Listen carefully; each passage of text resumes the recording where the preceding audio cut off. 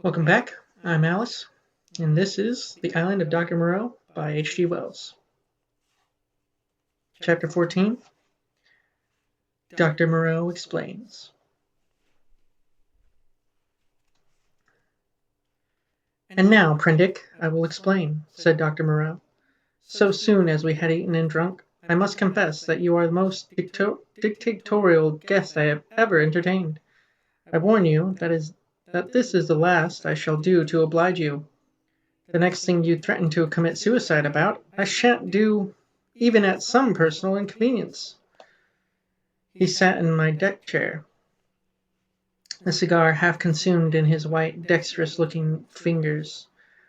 The light of the swinging lamp fell on his white hair. He stared through a little window out at the starlight. I sat as far away from him as possible, the table between us and the revolvers, too. To hand, Montgomery was not present. I did not care to be with the two of them in such a little room.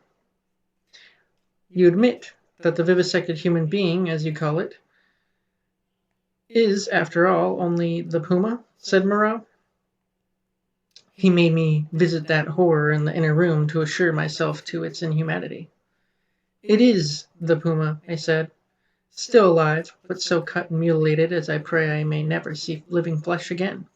Of all vile—" "Never mind that," said Moreau. "At least spare me those youthful horrors. Montgomery used to be just the same.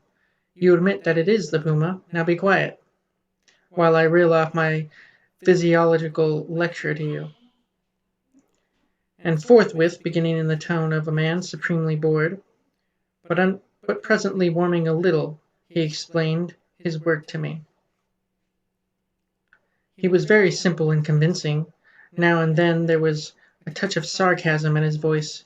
Presently I found myself hot with shame at our mutual positions. The creatures I had seen were not men, had never been men. They were animals, humanized animals, triumphs of vivisection. "You forget all that a skilled vivisector can do with living things," said Moreau. "For my own part, I'm puzzled why the things I have done here have not been done before.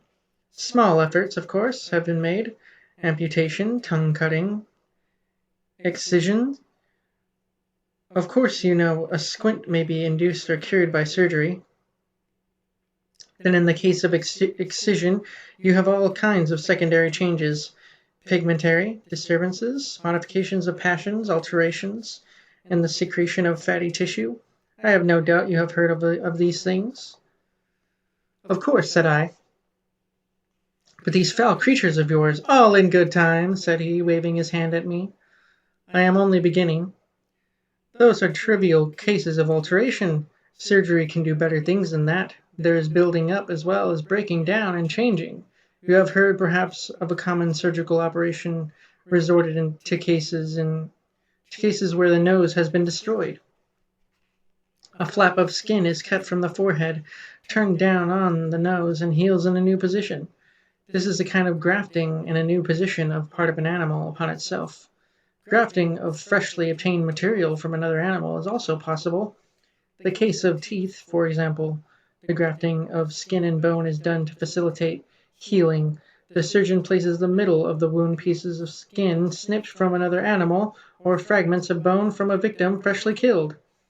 Hunter's cockspur, possibly you have heard of that, flourished on the bull's neck, and the rhinoceros rats of the Algerian zouaves are also to be thought of. Monsters manufactured by transferring a slip from the tail of an ordinary rat to its snout, and allowing it to heal in that position." "Monsters manufactured," said I. "Then you mean to tell me—" "Yes. These creatures you have seen are animals, carven and wrought into new shapes. To the study of plasticity of living forms, my life has been devoted. I have studied for years, gaining in knowledge as I go. I see you look horrified, and yet I am telling you nothing new. It all lay in the surface of practical anatomy years ago, but no one had the temerity to touch it. It is not simply the outward form of an animal which I can change. The physiology, the chemical rhythm of the creature may also be made to undergo an enduring modification, of which vaccination and other methods of inoculation with living or dead matter are examples that will no doubt be familiar to you. A similar operation is the transfusion of blood, with which subject indeed I began. These are all familiar cases. Less so and probably far more extensive were the operations of those medieval practitioners who made dwarfs and beggar cripples, show monsters, some vestiges of whose arts still remain in the preliminary manipulation of the young mountebank or contortionist. Victor Hugo gives an account of them in L'Homme qui rit, but perhaps my meaning grows plain now. You begin to see that it is a possible thing to transplant tissue from one part of an animal to another, or from one animal to another, or to alter its chemical reactions and methods of growth, to modify the articulations of its limbs, and indeed to change it in its most intimate structure. And yet, this extraordinary branch of knowledge has never been sought as an end, and systematically by modern investigators until I took it up.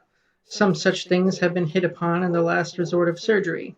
Most of the kindred evidence that will recur to your mind has been demonstrated as it were by accident, by tyrants, by criminals, by the breeders of horses and dogs, by all kinds of untrained, clumsy-handed men working for their own immediate ends. I was the first man to take up this question armed with antiseptic surgery, and with a really scientific knowledge of laws of growth, yet one would imagine it must have been practiced in secret before. Such creatures as the Siamese twins, and in the vaults of Inquisition, no doubt their chief aim was artistic torture, but some, at least, of the inquisitors must have had a touch of scientific curiosity. But, said I, these animals talk! He said that was so, and proceeded to point out the possibility of vivisection does not stop at a mere physical metamorphosis. A pig may be educated. The mental structure is even less determinate than the bodily. In our growing science of hypnotism, we find the promise of possibility of superseding old inherent instincts by new suggestions, grafted upon or replacing the inherited fixed ideas. Very much, indeed, of what we call moral education, he said, is such an artificial modification and perversion of instinct. Pugnacity is trained into courageous self-sacrifice, and suppressed sexuality into religious emotion, and the great difference between man and monkey is in the larynx, he continued, and the incapacity to frame delicately different sound symbols by which thought could be sustained. In this I failed to agree with him. But with a certain incivility he declined to notice my objection. He repeated that the thing was so, and continued his account of his work. I asked him why he had taken the human form as a model.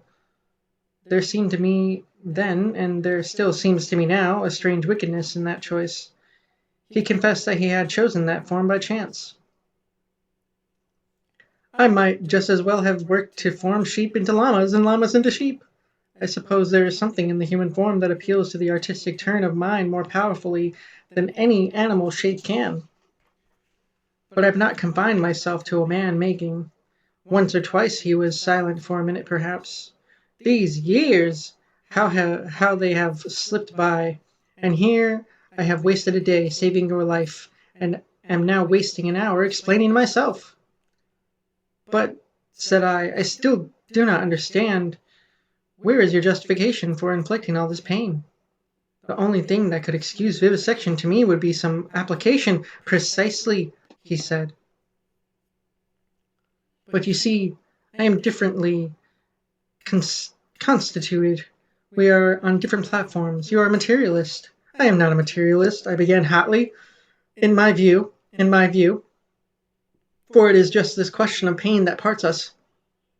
So long as visible or audible pain turns you sick, so long as your own pains drive you, so long as pain underlines your propositions about sin, so long, I tell you, you are an animal, thinking a little less obscurely what an animal feels, this pain. I gave an impatient shrug at such sophistry. Oh, but it is such a little thing. A mind truly open to what science has to teach must see that it is a little thing. It may be that saving this little planet, this speck of cosmic dust, invisible long before the nearest star could be attained, it may be, I say, that nowhere else does this thing called pain occur, but the laws we feel our way towards. Why, even on this earth, even among the living things, what pain is there? As he spoke, he drew a little penknife from his pocket, opened the smaller blade, and moved his chair so that I could see his thigh. Then, choosing the place deliberately, he drove the blade into his leg and withdrew it. "No doubt," he said, "you have seen that before. It does not hurt a pinprick. But what does it show? The capacity for pain is not needed in the muscle, and it is not placed there. It is but little needed in the skin, and only here and there over the thigh is the spot capable of feeling pain. Pain is simply our intrinsic medical advisor to warn us and stimulate us. Not all living flesh is painful, nor is all nerve, not even all sensory nerve. There is no taint of pain, real pain, in the sensation of the optic nerve. If you wound the optic nerve, you merely see flashes of light, just as disease of the auditory nerve merely means a humming in your ears. Plants do not feel pain, nor the lower animals. It's possible that such animals as the starfish and crayfish do not feel pain at all. Then with men, the more intelligent they become, the more intelligently they will see after their own welfare, and the less they will need the goad to keep them out of danger. I never yet heard of a useless thing that was not ground out of existence by evolution sooner or later, did you? And pain gets needless. Then I am a religious man, Prendick, as every sane man must be. It may be, I fancy, that I have seen more of the ways of this world's maker than you, for I have sought his laws in my way all my life, while you, I understand, have been collecting butterflies. And I tell you, pleasure and pain have nothing to do with heaven or hell. Pleasure and pain? Bah! What is your theologian's ecstasy of what Mahomet hoary in the dark? This store, which men and women set on pleasure and pain, Prendick, is a mark of the beast upon them, the mark of the beast from which they came. Pain, pain and pleasure, they are for us only so long as we wriggle in the dust. You see, I went on with this research just the way it led me. That is the only way I ever heard of true research going. I asked a question, devised some method of attaining an answer, and got a fresh question. Was this possible or that possible? You cannot imagine what this means to an investigator, what an intellectual passion grows upon him. You cannot imagine the strange, colorless delight of these intellectual desires. The thing before you is no longer an animal, a fellow creature, but a problem. Sympathetic pain. All I know of it I remember as a thing I used to suffer from years ago. It was the one thing I wanted. To find out the extreme limit of plasticity in a living shape. But, said I, the living thing is an abomination. To this day.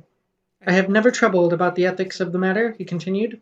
The study of nature makes a man at last as remorseless as nature. I have gone on, not heeding anything but the question I was pursuing, and the material has dripped into the huts yonder. It is nearly 11 years since we came here, I and Montgomery and 6 Kanakas. I remember the green stillness of the island and the empty ocean about us, as though it was yesterday. The place seemed waiting for me. The stores were landed and the house was built. The Kanakas founded some huts near the ravine, and I went to work here upon what I had brought with me. There were some disagreeable things happened at first. I began with a sheep, and killed it after a day and a half by slip of the scalpel. I took another sheep and made a thing of pain and fear, and left it bound up to heal. It looked quite human to me when I had finished, but when I went to it I was discontented with it. It remembered me, and was terrified beyond imagination, and it had no more than wits of a sheep. The more I looked at it, the clumsier it seemed, until at last I put the monster out of its misery. These animals without courage, these fear-haunted, pain-driven things, without a spark of pugnacious energy to face torment, they are no good for man-making. Then I took a gorilla I had, and upon that, working with infinite care and mastering difficulty after difficulty, I made my first man. All the week, night and day, I molded him. With him, it was chiefly the brain that needed molding. Much had to be added, much changed. I thought him a fair specimen of the Negroid type. When I had finished him, he lay bandaged, bound, and motionless before me. It was only when his life was assured that I left him and came into this room again, and found Montgomery much as you are. He had heard some of the cries as the thing grew human, cries like those that disturbed you so. I didn't take him completely into my confidence at first, and the Kanakas, too, had realized something of it. They were scared, out of their wits by the sight of me. I got Montgomery over to me in a way, but I and he had the hardest job to prevent the Kanakas deserting. Finally they did, and so we lost the yacht. I spent many days educating the brute. Altogether, I had him for 3 or 4 months. I taught him the rudiments of English, gave him ideas of counting, even made the thing read the alphabet. But at that he was slow, though I've met with idiots slower. He began with a clean sheet, mentally, and had no memories left in his mind of what he had been. When his scars were quite healed, and he was no longer anything but painful and stiff, and able to converse a little, I took him yonder and introduced him to the Kanakas as an interesting stowaway. They were horribly afraid of him at first, somehow, which offended me rather, for I was conceited about him. But his ways seemed so mild, and he was so abject, that after a time they received him and took his education in hand. He was quick to learn, very imitative and adaptive, and built himself a hovel rather better, it seemed to me, than their own shanties. There was one among the boys, a bit of a missionary, and he taught the thing to read or at least to pick out letters, and gave him some rudimentary ideas of morality, but it seems the beast's habits were not all that is desirable. I rested from work for some days after this, and was in a mind to write an account of the whole affair to wake up English physiology. Then I came upon the creature squatting up in a tree, gibbering at 2 of the Kanakas, who had been teasing him. I threatened him, told him the inhumanity of such a proceeding, aroused his sense of shame, and came home resolved to do better before I took my work back to England. I have been doing better, but somehow things drift back again. The stubborn beast flesh grows day by day back again. But I mean to do better things still. I mean to conquer that. This puma! But that's the story. All the Kanaka boys are dead now. One fell overboard off the launch, and one died off a wounded heel that he poisoned in some way with plant juice. 3 went away in the yacht, and I suppose and hope were drowned. The other one was killed. Well, I have replaced them. Montgomery went on much as you are disposed to do at first, and then— What became of the other one? Said I sharply. The other Kanaka, who was killed. The fact is, after I had made a number of human creatures, I made a thing. He hesitated. Yes, said I. It was killed. I don't understand, said I. Do you mean to say— It killed the Kanaka, yes. It killed several other things that it caught. We chased it for a couple days. It only got loose by accident. I never meant it to go that way. Or I never meant it to get away. It wasn't finished. It was purely an experiment. It was a limbless thing with a horrible face that writhed along the ground in a serpentine fashion. It was immensely strong and infuriating pain. It lurked in the woods for some days until we hunted it, and when it wriggled into the north part of the island, and we divided the party to close in upon it, Montgomery insisted upon coming with me. The man had a rifle. When his body was found, one of the barrels was curved into a shape of an S, and very nearly bitten through. Montgomery shot the thing.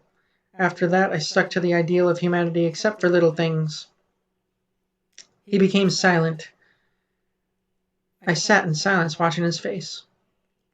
So for 20 years altogether, counting 9 years in England, I have been going on, and there is still something in everything I do that defeats me, makes me dissatisfied, challenges me to further effort.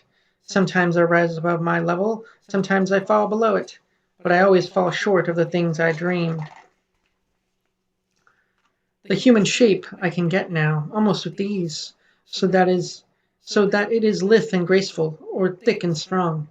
But often there is trouble with the hands and the claws, painful things that I dare not shape too freely.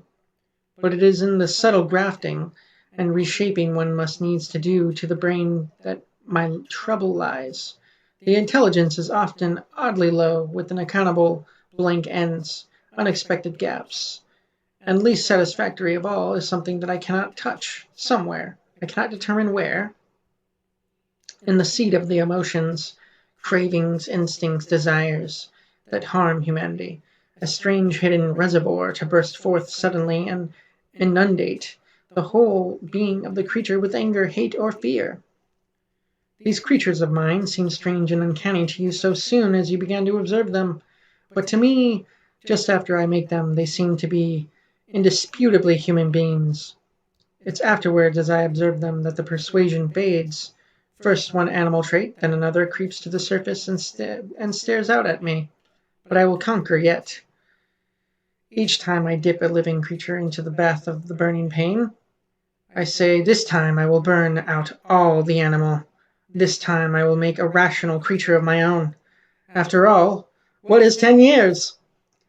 Men have been 100,000 in the making. He thought darkly. But I am drawing near the fastness, this puma of mine. After a silence, and they revert. As soon as my hand is taken from them, the beast begins to creep back, begins to assert itself again. Another long silence. Then you take the things you'd make into those dens, said I. They go. I turn them out, and I turn them out when I begin to feel the beast in them, and presently they wander there. They all dread this house and me. There is a kind of travesty of humanity over there. Montgomery knows about it, for he interferes in their affairs. He has trained one or two of them to our service. He's ashamed of it, but I believe he half likes some of those beasts. It's his business, not mine. They only sicken me with the sense of failure. I take no interest in them. I fancy they follow in the lines the Kanaka missionary marked out, and have a kind of mockery of rational life. Poor beasts! There's something they call the law. Sing hymns about all thine. They build themselves their dens, gather fruit, pull herbs, marry even. But I can see through it all, see into their very souls, and see there nothing but the soul of beasts that perish, anger, and the lust to live and gratify themselves. Yet they're odd, complex, like everything else alive.